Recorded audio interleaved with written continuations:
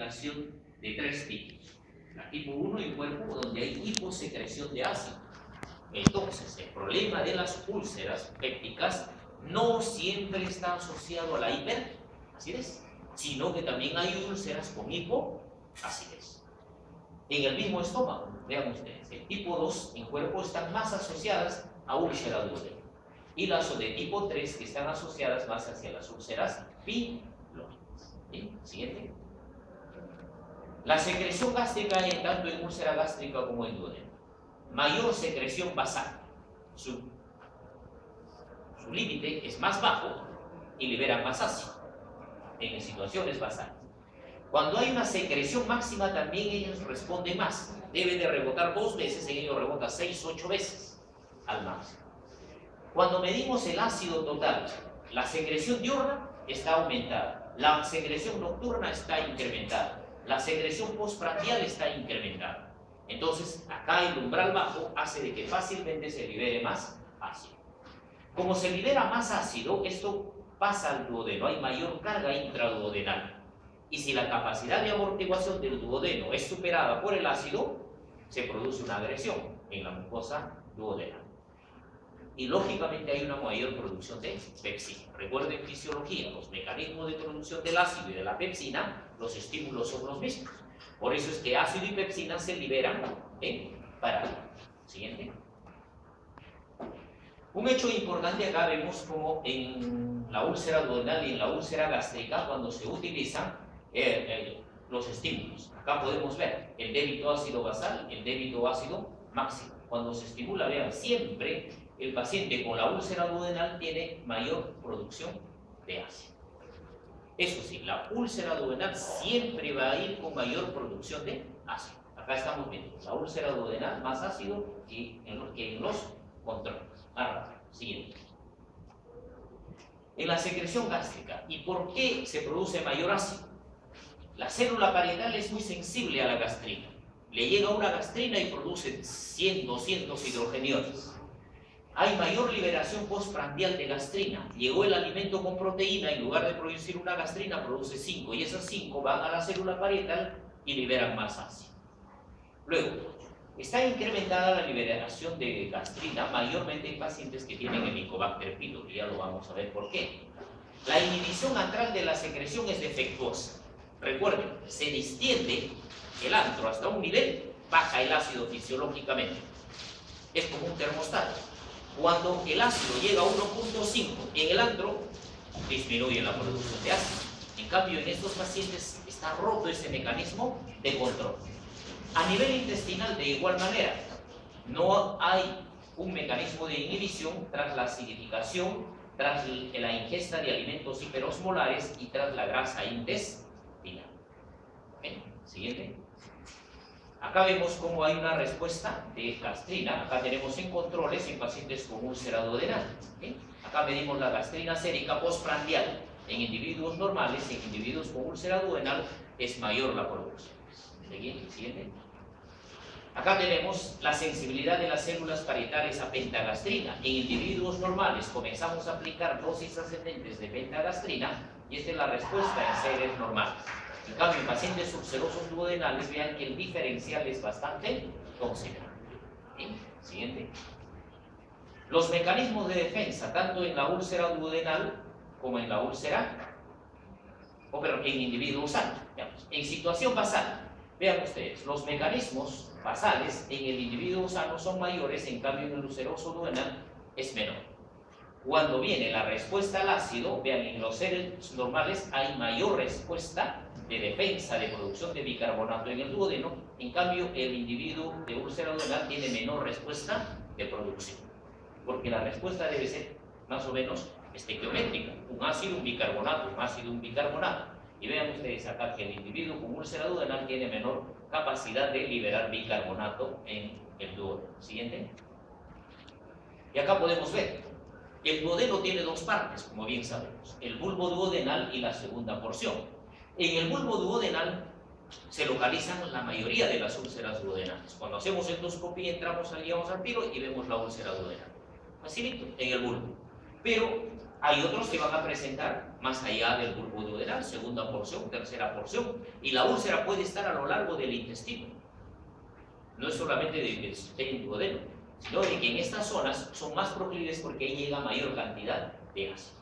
Acá tenemos en condiciones normales, vean ustedes, la producción de bicarbonato en individuos normales, se instala una cantidad de ácido clorhídrico, los normales producimos esta respuesta de bicarbonato duodenal. Los individuos duodenales, la misma cantidad de ácido clorhídrico y vean su producción de bicarbonato, muy baja. Entonces, esto hace fácil de que haya daño por el ácido. En el duodeno distal, ponemos la misma cantidad de ácido clorhídrico, tanto para normales como para ulcerosos duodenales, y la respuesta es idéntica. O sea que la falla más importante en el ulceroso duodenal es en el duodeno proximal o en el bulbo duodenal. Siguiente. Acá tenemos los controles. En pacientes controles, la secreción de ácido y los pacientes con úlcera duodenal. El débito ácido basal, el débito ácido máximo, el débito ácido pico. Vemos de que en los individuos normales se producen estos parámetros y en los individuos con úlcera duodenal es muchísimo mayor. Siempre producen más ácido. Siguiente. La cantidad de las células parietales. Todos tenemos 1 billón de células parietales, más o menos, en los individuos controles normales. Estamos acá. Vean, los pacientes con úlcera duodenal tienen mayor cantidad de células parietales. Los de úlcera gástrica, incluso en algunos casos, pueden tener menor cantidad de células parietales. Pero el ulceroso duodenal siempre también va con hiperacidez. Siguiente. ¿Cómo cicatriza la úlcera? Depende del pH. Entonces, si depende del pH, ¿cuál es ese pH crítico en el cual comienza la cicatrización? Entonces, nosotros vemos acá la actividad proteolítica de la pepsina es alto cuando el pH es bastante bajo. A medida de que el pH se va elevando, la actividad proteolítica va disminuyendo, llega a su punto de quiebre más o menos en 4.5. Cuando el pH intragástrico está a partir de 4.5, la cicatrización, vean, es mucho más rápida. En cambio, cuando es menor de 4.5, la cicatrización es mucho más lenta. Es por ello de que los medicamentos que tienen más potencia en inhibir el ácido van a favorecer más rápido la cicatrización. Siguiente. Para llegar a la úlcera gástrica, hemos dicho un factor, el Helicobacter pylori. Hay una serie de otros factores ambientales. Esto lleva inicialmente a una gastritis aguda, luego una gastritis crónica, a una gastritis atrófica multifocal. Ya el epitelio es más delgado y este epitelio atrófico pues condiciona a la úlcera gástrica. Entonces acá el mecanismo es hipotrófico. Siguiente. Para la úlcera duodenal. Para la úlcera duodenal siempre también hay gastritis crónica atrófica por el Helicobacter pylori. En este caso hay menor respuesta de las células B, menor cantidad de somatostatina. Esto lleva a una hipergastrinemia, aumenta la masa de células parietales, aumenta la secreción ácida, mayor cantidad de pepsinógeno, hay una metaplasia gástrica en el duodeno y se produce la úlcera duodenal. O sea, es un mecanismo mucho más largo para llegar hasta la úlcera duodenal, porque la úlcera duodenal tiene que metaplasiarse. Si no hay metaplasia en el duodeno, no va a haber úlcera duodenal asociada a Helicobacter pylori.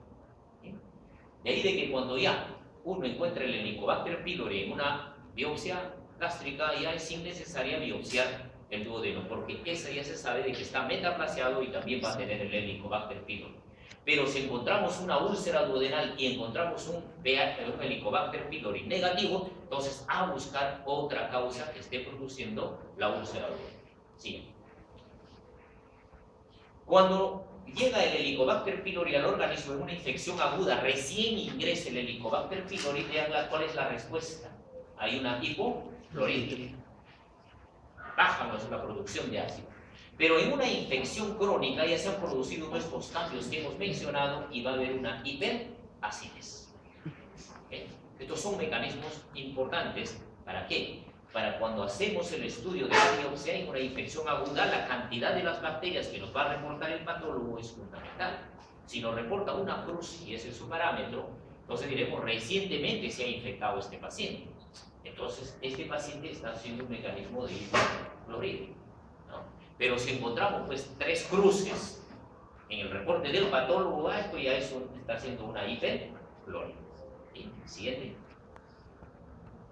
Acá tenemos al famoso Helicobacter pylori. Esta bacteria, vean lo que el flagelos tiene, y el estómago justamente tiene proteínas en su epitelio para anclar. Si no tuviese ese anclaje, este Helicobacter pylori fácilmente transitaría por el estómago. Si nosotros colocamos el Helicobacter pylori en el intestino delgado, no hay estos anclajes.